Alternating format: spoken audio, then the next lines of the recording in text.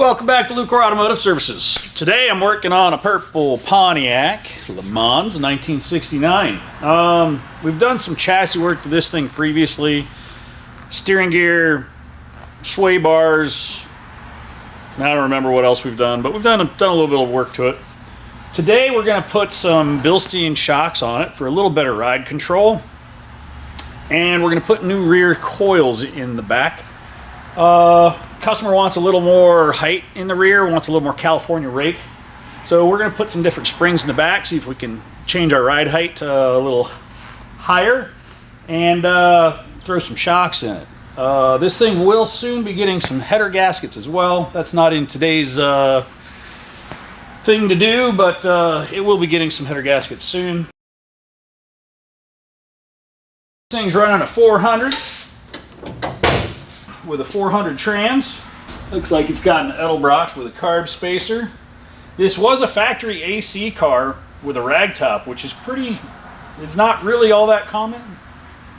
So who knows, maybe we'll even hook the AC back up on this car when it comes time. But for now, let me get the rack set, get this thing up in the air. We'll change some shocks out and some rear springs. I'm going to measure the back real quick just to see where we're at, so we can see what we've gained with the springs that we put in, and then we can make adjustments from there.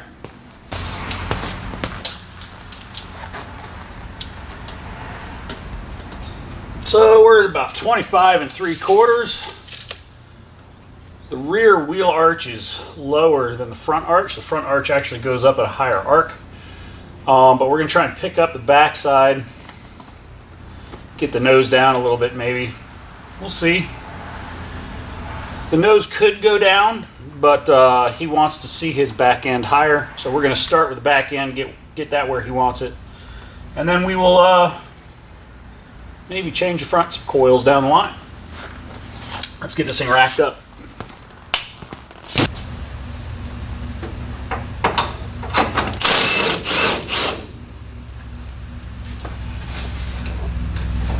I'm going to go ahead and take my top nuts off of my shocks. Luckily for me, I just had these out of here a while ago because I put tubular control arms on this car, which helped a lot with steering geometry. But it also means that the bolts will be easy to take out.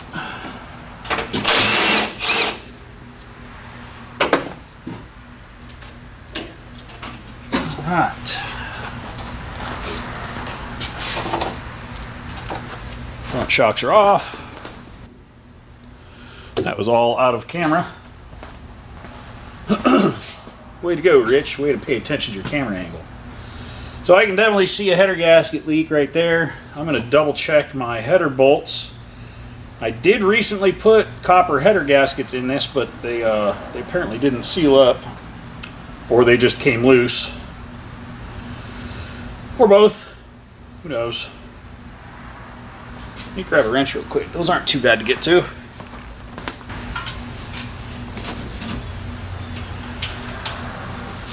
Oh, they're a little loose.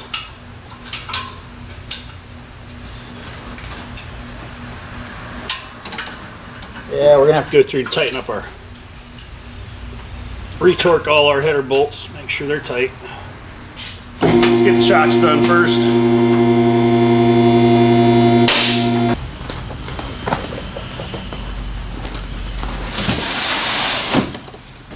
Alright. What do we have here?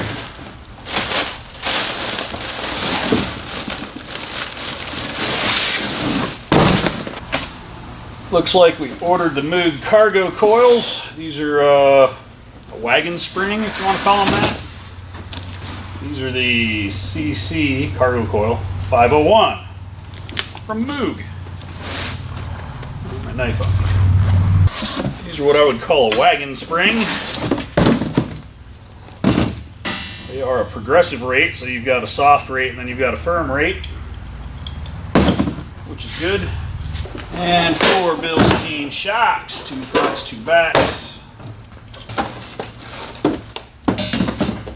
Ooh, stickers. We are not sponsored by Bilstein, but I do like their products. KYB and Gabrielle make pretty good stuff too, as does Monroe, depending on what you're doing. Oh, they even send new bolts for the bottoms. That's kind of cool.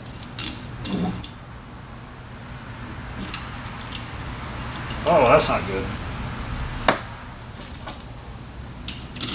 That must be the bottom one. That'll work better. Alright, rear shocks, rear springs are pretty simple to do, especially when you do them at the same time. You remove your rear shocks, you drop the axle, you take out your springs, and then you put it back together. It's literally that easy. Oh. There's the $5 knife to get us over our $100 so that we can not spend $15 in shipping. Summit ships for free if you're over $100.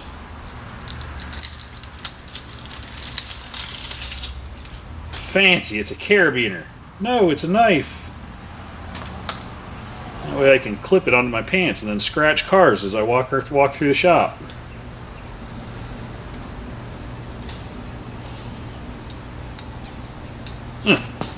Whatever. Let me get a trans jack over here. We'll get some shocks out. Look at that. It's almost like I've done this before.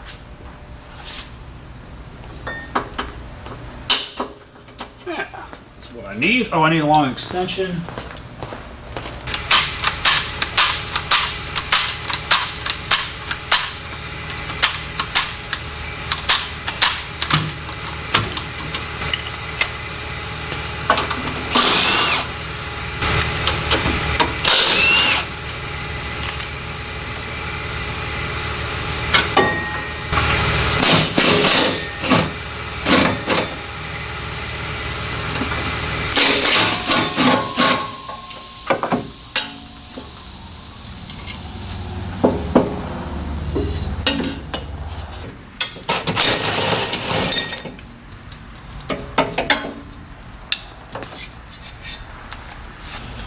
Now we'll drop our axle down,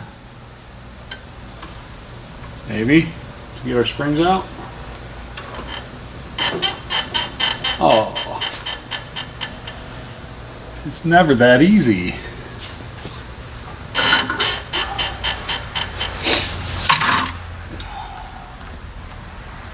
Well,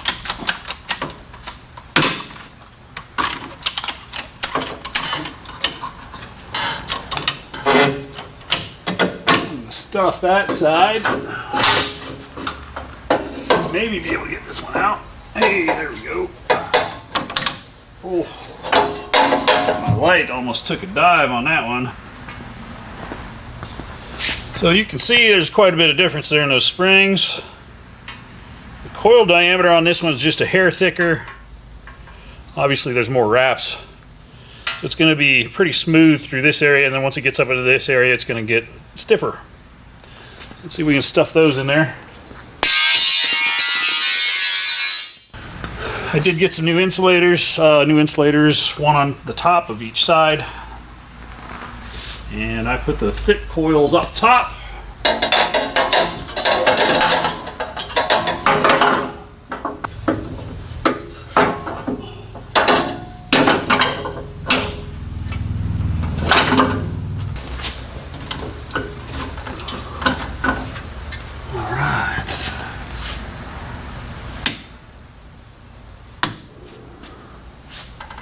Drop you back down.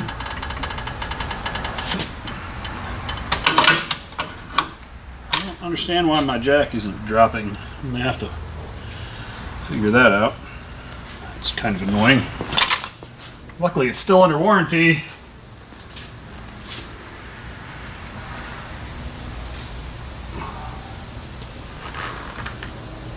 Oh, that's annoying.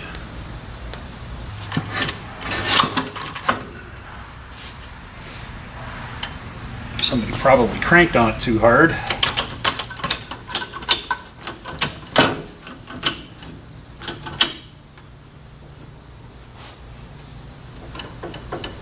As always, be careful doing this stuff if you're doing this stuff yourself. These things can fall on you and kill you. Nobody wants that. Insulator. There's my old insulator. It's smushed and cracked and dry rotted and gross. Throw my other spring up in here.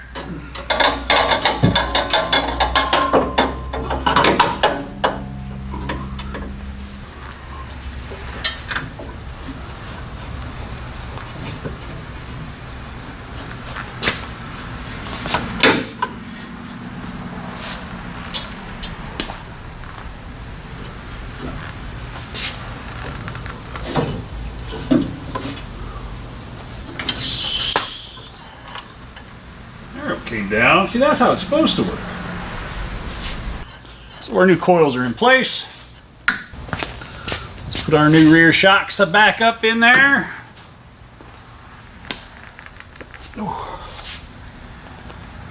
Those are self-elevating.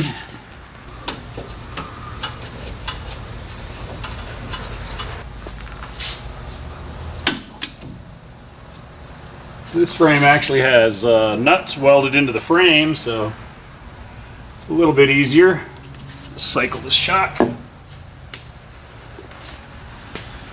I always cycle my shocks before installing them because they've been sitting horizontally on a shelf for Lord only knows how long. It helps straighten out the air pockets inside the shock. It's not really air, I guess it'd be gas, but it does have a gas charge.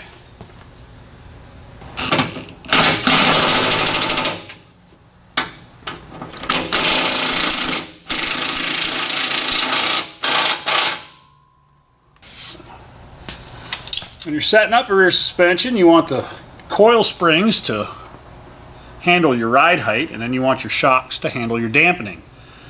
This customer kept asking, hey, will the new shocks lift the back end of my car up?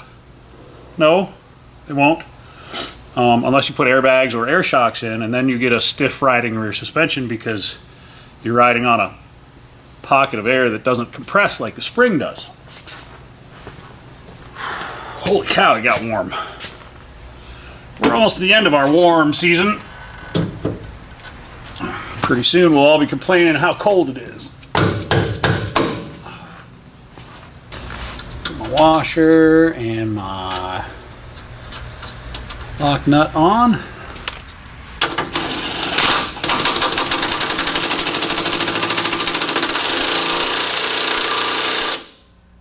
That one's gonna need torque, torque. All right, don't forget my light. Everything's in place in the back. Let's go ahead and change out our front shocks. Those come out of the bottom.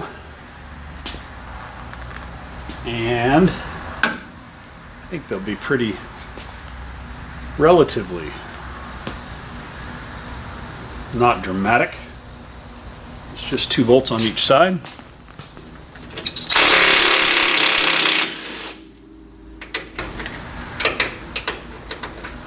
Oh, there's a bushing in my way. That one.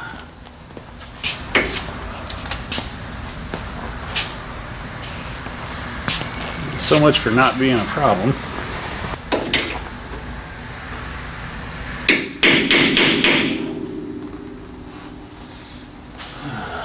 That's frustrating.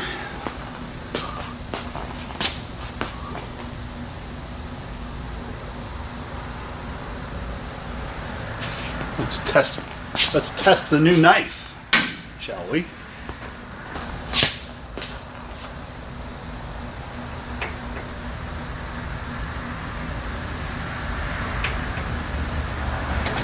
So what I'm fighting with is the rubber insulator that the coil lays in is pushed up against the head of the bolt, and it's not allowing me to get my socket onto the bolt head to take the shock out. I've got 3 bolts that I'm having that problem with, so I'm going to find a solution.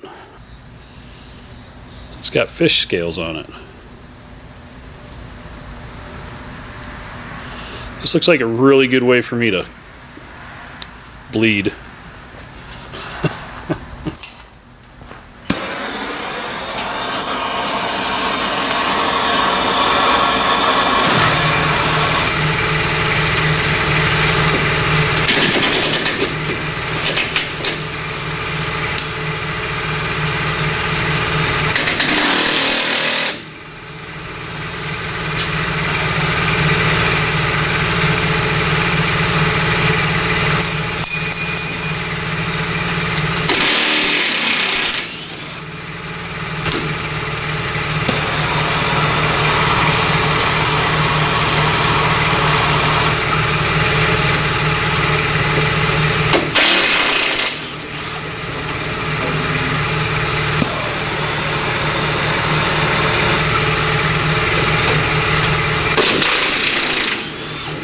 Got it.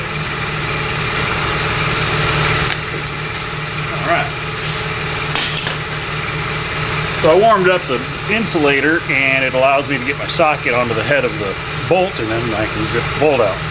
Going back in there really long, they'll just tuck themselves in. They'll be just fine. Let's stick our Bilsteins up on in there. Feed it through the hole. Here's my bolt. Cycle this guy. Oh, maybe.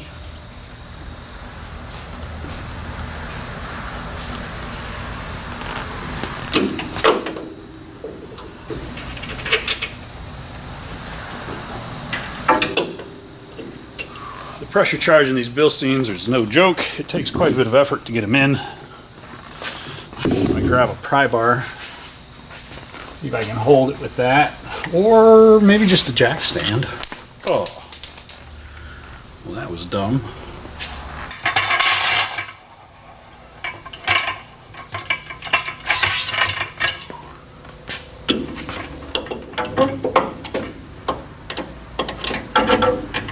Get it in the hole.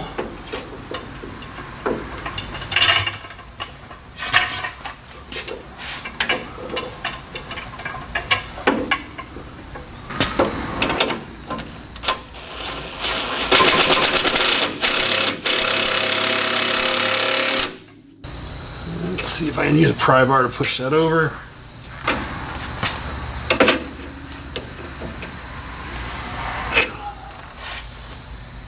Oh, the crossbar needs to be widened, or at least the holes in the crossbar need to be widened. That's a pain. It's probably due to these aftermarket control arms. Because these aftermarket control arms, the nuts are welded into the arms, whereas usually they're on a J-clip that can be moved around in the slots. So, minor speed bump, but that's sometimes what you get when you're working on cars. Well, it's easy, they just bolt in, right? Oh, I'll take this one back out.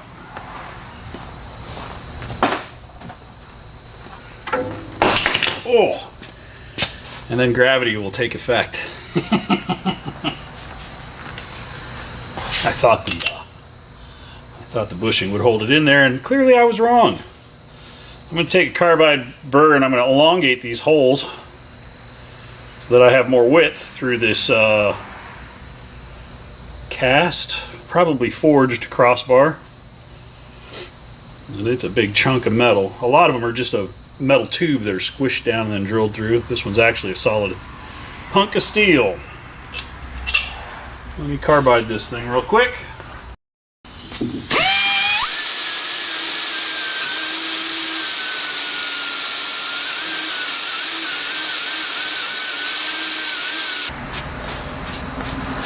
Covered in rubber.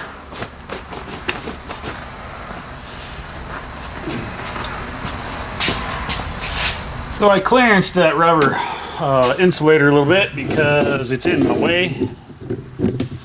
So let's see if my shock fits now. These crossbars are super hard. My carbide barely breaks it. I'm going to have to probably cut them with a cutoff wheel to make them open-ended. because I need, or I could just do one that way. And that'll give me enough clearance to get what I need to get my bolts in.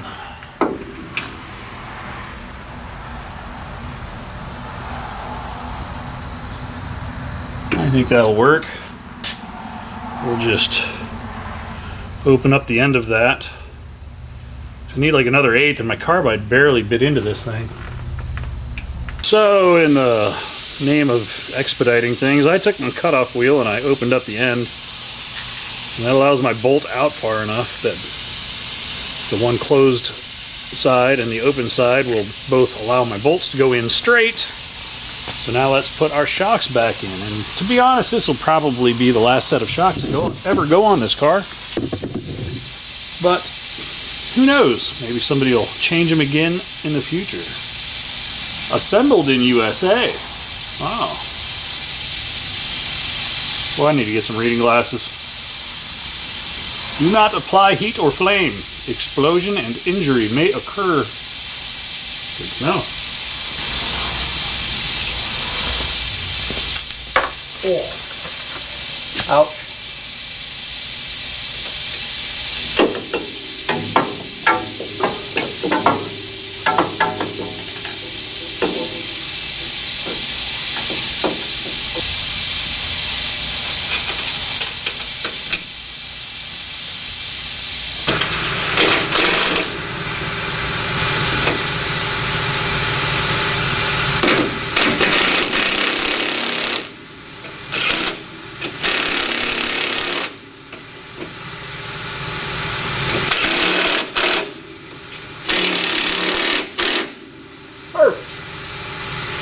Let's do the other side too.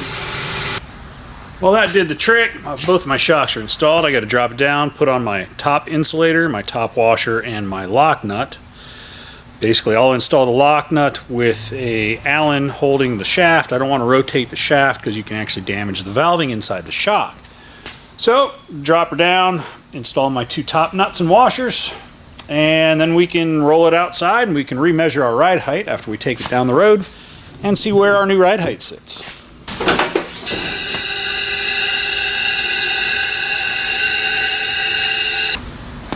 I'm actually going to install my shock top nut bushing and washer from the wheel well, so then I don't have to hang over the fender.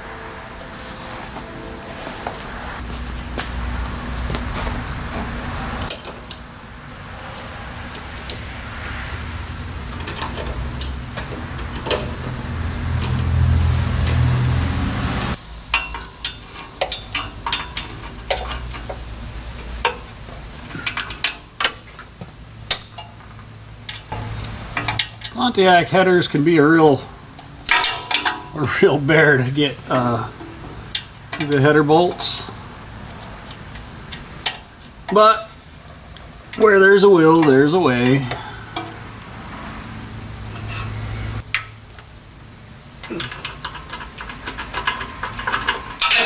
Oh, gravity. Gravity helping mechanics find their sockets for a couple hundred years.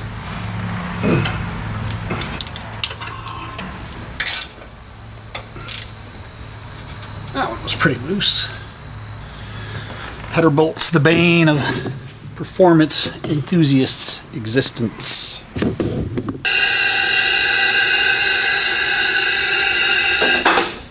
Hey, I forgot my flashlight.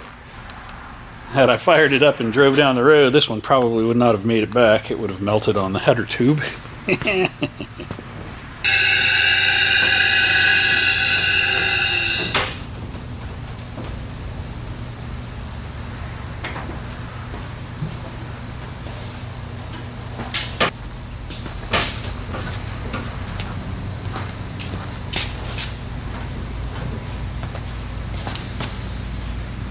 picked it up a bit.